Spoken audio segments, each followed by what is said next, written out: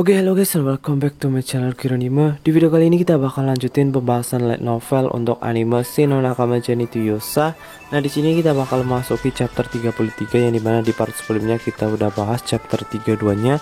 Dan seperti yang kalian di part sebelumnya udah lihat ya, petualangan dari Hero Party yang dimana ada Ruti, kemudian Ares dan lain-lain itu memasuki sebuah wilayah yang dimana di dalamnya ada magma slime dan ada iblis elit juga. Dan untungnya selamat kabur menggunakan kapal terbang.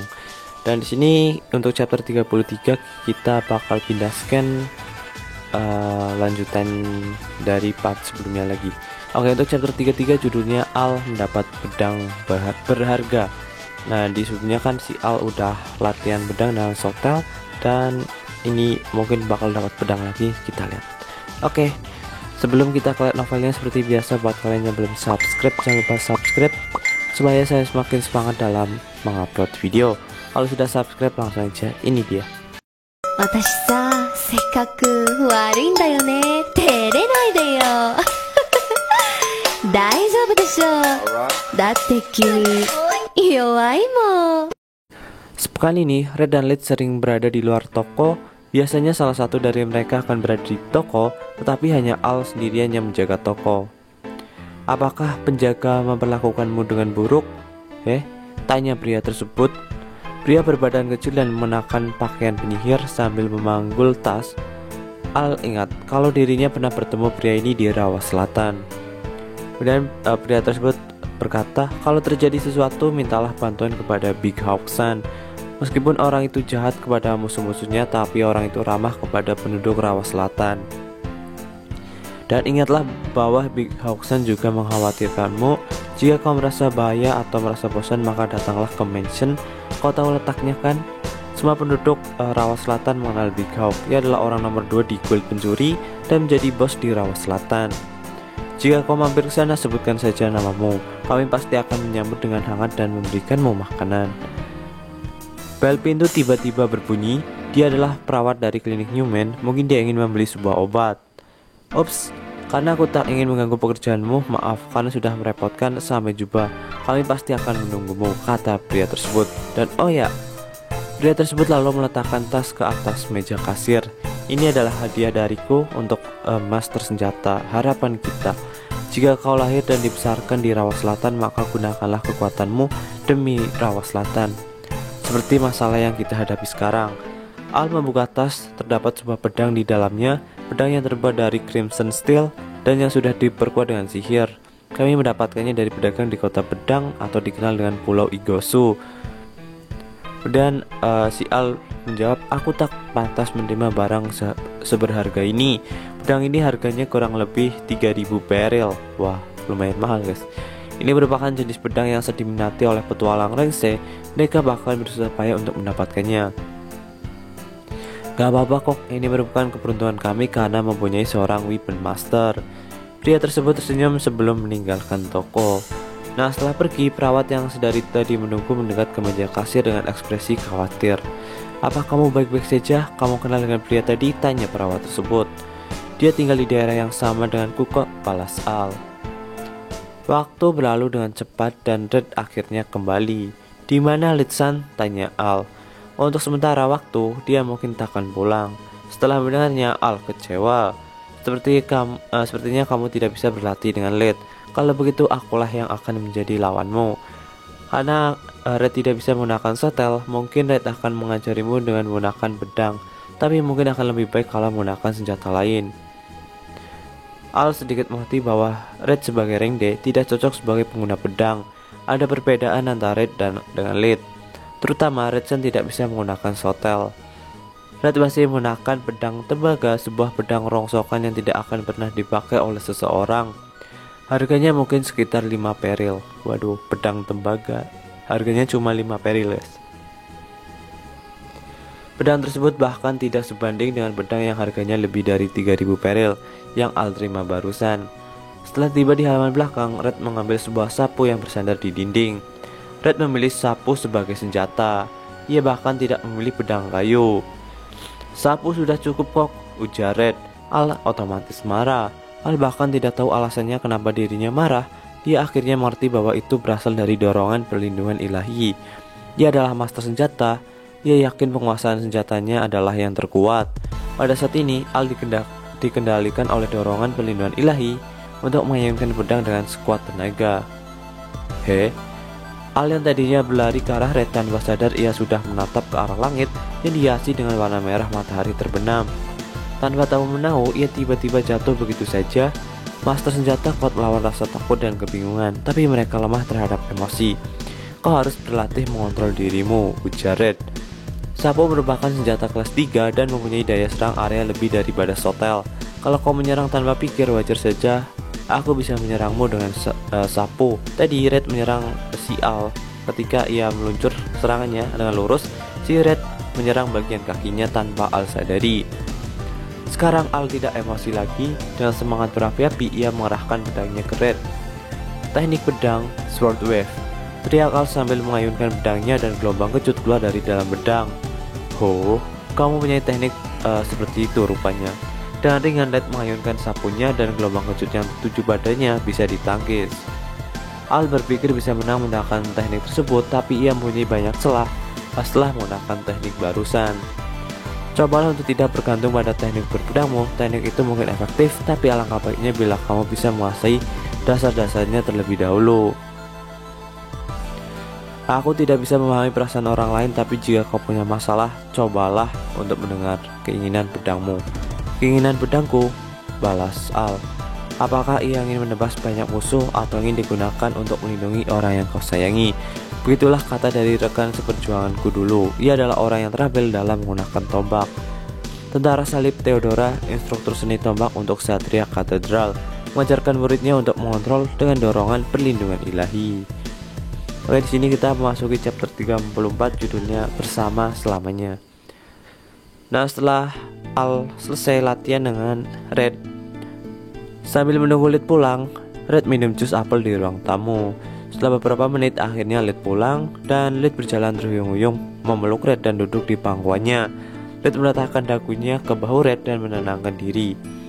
Oh ya, ada sesuatu nih yang ingin aku tunjukkan ke kamu. Al mendapat pedang dari bawahannya Big Hawk. Red ingin memeriksanya, tapi ia juga ingin Lid ikut memeriksanya. Lid lalu melepaskan tangannya dari leher Red dan mengambil tas dari bawah meja dalam posisi masih duduk di pangkuan Red. Setelah mengeluarkan pedang dari dalam tas, Lid lantas menapal sihir deteksi. Pedang dua mata pisau terbuat dari Crimson Steel, gagangnya terbuat dari ebony, dibuat oleh master pedang dari Pulau Igosu. Kualitasnya bagus, senjata yang cocok dengan petualang Rengse. Tapi Lid melihat ke arah batu permata yang tertanam di ganggang pedang. Tidak salah lagi, pedang ini mempunyai sihir pencari di dalamnya. Sebuah sihir yang digunakan untuk menemukan sebuah objek di suatu tempat. Sihir pencarikah? Kalau ditelaah dari sudut seorang rekan, mungkin mereka memanfaatkannya untuk mengetahui lokasi Al saat dalam bahaya. Mungkin ada maksud tersembunyi kenapa ia ingin mengetahui lokasi Al. Maaf sudah mengganggu waktu istirahatmu. Kamu sudah makan belum? Jika ingin makan, Red bisa membuatmu sandwich jika mau. Dia terlihat begitu cemas, tidak seperti biasanya. Apakah telah terjadi sesuatu? Tanya Red. Apakah kita bisa hidup selamanya? Balas Lid. Kita bisa hidup selamanya kok, aku jamin itu, balas Red. Lid ingin hidup bersama Red selamanya, dan Lid tak akan meninggalkan Red dan tak akan pernah berbohong. Aku janji tak akan pernah berbohong. Apakah kamu tidak malu mengatakan itu dengan begitu keras? Tentu saja aku malu. Lid mencium leher Red dan enggan lepas darinya. Dan aku ingin makanan buatan Red, ujar Lid. Baiklah, aku akan segera menyiapkan makanannya. Kita akan hidup bersama selamanya. Nah, oke, next kita masuk chapter 35, judulnya adalah Kegelisahan Lid dan Kehilangan Tangan. 2 jam yang lalu, jadi ini scan dimana Lid sebelum pulang ya ke apotek. Malam hari di rawa selatan, dia itu menjerit kesakitan saat Lid memelintir tangannya. Cih, buang-buang waktu saja, ujar orang tersebut. Dapat menangkapku meski aku memegang pelindungan ilahi parkour, kau monster. Oh ya, tenang saja. Lid akan mematahkan tanganmu, tapi akan kurobek saja gimana. Kalau robek pasti bisa disembuhkan. Dengan lesu, pria tersebut menyerahkan tas yang berisi obat. Dalam mengedarkan narkoba, kalian sampai harus melalui 3 tahap. Kalian benar-benar membuatku kerepotan. Pria ini merupakan bawahan dari dalang di balik obat dewa palsu. Pria ini tadinya akan menyetorkan narkoba ke masyarakat bawah tanah, lalu akan menyetorkannya ke organisasi kriminal, dan narkoba tersebut akan disetorkan ke pengedar maupun penyelundup narkoba. Pria ini memegang perlindungan ilahi parkour. Kalau Lid bisa mengetahui latar belakangnya, maka dia bisa mengetahui dalangnya. Tiba-tiba mulutnya terbuka dan air liur menetes dari dalamnya. Mustahil, bahkan bagi pahlawan Lid sekalipun pasti akan mengalami beberapa kendala dalam informasi dan rencana. Lid tidak menduga bahwa akan ada bom bunuh diri dari dalam pria ini. Untuk melakukan hal tersebut dibutuhkan orang dengan skill alkimia tingkat atas di kota Sultan. Perut pria tersebut meledak dan cairan hijau menyebar kemana-mana. Cih, bom perekat mempunyai daya rekat mirip pulut burung, merupakan skill unik dari pemegang pelindungan ilahi kimiawan.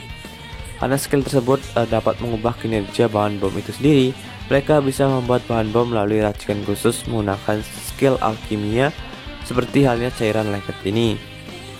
Seseorang sedang kemari, diiringi suara langkah kaki muncul 3 orang bertudung datang dari arah belakang gedung. Mungkin ledakan tadi adalah sinyal buat mereka. Seharusnya mereka itu setingkat petualang Ringbad, tapi kok mereka malah lebih kuat daripada Albert. Andai saja Lid bisa menarik pedangnya, Lid merasa jengkel karena kecerobohannya, karena sotelnya itu nggak bisa ditarik karena efek perekat tadi. Salah satu orang menggunakan cakar, bukan itu saja, senjata yang dipakai mereka bukanlah pedang, ada cakar ya tadi. Itu adalah senjata yang ganggangnya digenggam dan cakar memanjang ke depan melewati sela-sela jari, mungkin mirip cakarnya X-Men. Lid mengeluarkan pisau lempar yang tersimpan dalam pakaiannya. Senjata itu sering digunakan sebagai senjata jarak jauh, tapi untuk situasi saat ini, Lid menggunakan sebagai senjata jarak dekat. Mata pria bertudung itu menyipit sambil menjadinya paham bahwa dirinya dalam posisi yang menguntungkan. Pada saat bersamaan, sebuah bayangan besar melompat menghantam kepala pria bertudung. Pukulan keras menghantam kepala pria bertudung tersebut. Pria tersebut mati seketika. Waduh, sekali tumbuk mati jir. Dasar bajingan yang cuma berani sama seorang gadis, ujar pria besar tersebut. Pria itu mengintimidasi mereka dengan kepalan tangannya yang terlumuri darah. Dan refleks mata Lid berkedip berulang kali, mengecek bahwa dia pernah mengenal pria yang ada di depannya. Aku tidak percaya ini, kenapa dia bisa ada di sini, ujar Lid dalam hati. Danan, yo Lid, tak kusangka aku akan bertemu denganmu di sini, tapi reuni kita harus ditunda dulu sampai kita menyelesaikan urusan dengan mereka. Kedua pria bertudung menatap tajam ke Danan dengan niat membunuh yang kuat. Mengapa kau? Sebelum menyelesaikan perkataannya, pria bertudung tersebut sudah mati dengan pukulan Danan. Waduh, OP parah nih Danan. Wahai roh air, bersihkanlah tubuhku. Lid melantunkan sihirnya dan muncul roh air berwujud ikan.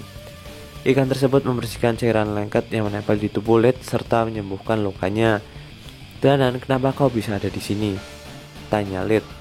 Aku juga mempunyai pertanyaan yang sama untukmu, tapi baiklah, akan aku jawab dahulu. Aku berkata kepada pahlawan sama bahwa aku akan pergi mencari Gideon. Seketika dada Lid merasa sesak. Ia tak bisa berkata-kata setelah melihat wujudnya. Ada tanduk di kepala pria tersebut, tidak seperti kepala manusia. Di kepalanya tidak tumbuh rambut dan ada 2 tanduk yang menonjol keluar. Iblis penguntit, kenapa iblis kelas menengah ada di kota Sultan? Ini akan sangat berbahaya, jadi kumohon untuk tidak terlalu melibatkan diri. Ya, meskipun aku sendiri mengatakannya padamu, tapi itu juga sulit bagiku. Aku senang jika kau mau membantuku, tapi ide yang buruk untuk bertemu dengan Gideon, karena ia sendiri mempunyai rasa tanggung jawab yang tinggi. Sambil merenung, Danan mengusap-ngusap dagunya. Danan memastikan bahwa Lid pergi lalu berkata, aku tahu kalau Gideon berada di sini, tapi tak kusangka kalau Lid juga ada di sini. Sekarang semakin menarik saja. Makhluk itu ternyata telah mengambil wujud Danan, kemudian berjalan ke penginapan. Waduh, jadi ternyata makhluk tersebut bukan Danan yang asli guys, jadi kayak tiruan. Aku tidak punya ingatan yang cukup karena hanya memakan 1 tangan saja. Untuk menampakkan diri di depan Gideon adalah hal yang bodoh, karena Gideon sendiri mengenal Danan begitu baik. Tapi akan bagus kalau aku bisa menyembunyikan diri sampai mereka bisa memecahkan skema iblis ini. Oh, jadi si Danan tangannya udah dan dimakan nih salah satunya. Sambil berjalan, makhluk itu menyeringnya. Di sisi lain, sebuah desa di tepi pantai. "Oh, dia bangun," ucap salah satu warga. Dandan membuka matanya, ia sepertinya terdampar di sebuah desa. Ia sangat kelaparan lalu berbicara lemah. "Tolong berikan aku makanan," ucap Danan. "Baiklah, tunggu sebentar nih, ada air panas." Air panas anjir, balas salah satu warga. Penduduk desa terkagum melihat Danan meneguk air panas itu. Orang yang sangat hebat meskipun ia sudah pingsan selama seminggu. Seminggu? Danan terkejut. Danan melihat tangan kanannya yang hilang, sebuah penghinaan dari kecerobohannya. Aduh, tangan kanan Danan hilang guys. "Dasar bajingan, aku tak tahu bagaimana bisa bertahan hidup, tapi saat aku bertemu denganmu lagi, aku pasti akan membunuhmu," ujar Danan. Makhluk itu harusnya sudah mati. Danan melihat kalau Gideon sudah menebas kepalanya. Iblis Asura si Sandan. Wah, jadi iblisnya si Sandan guys, yang bisa niru wujud ya. Yang kayak salah satu jenderal pasukan Raja Iblis yang menirukan wujud Kapten Ksatria Gaius, kerajaan Logavia, dan hampir menghancurkan negara tersebut. Orang yang sudah menyerang Danan tak lain adalah si Sandan. "Bagus bahwa kau masih hidup. Aku bersumpah akan membunuhmu 10 kali, ujar Danan. Danan bersumpah sambil mengepalkan tangan dan mengarahkannya ke udara. Nah, jadi seperti itu guys untuk ceritanya dari novel anime Shin no Nakamatsu to Yusa untuk chapter 33 sampai 35 ya, sampai 35. Next kita bahas lagi. Oke, untuk sekian untuk video kali ini, jangan lupa subscribe dan like. Bye bye.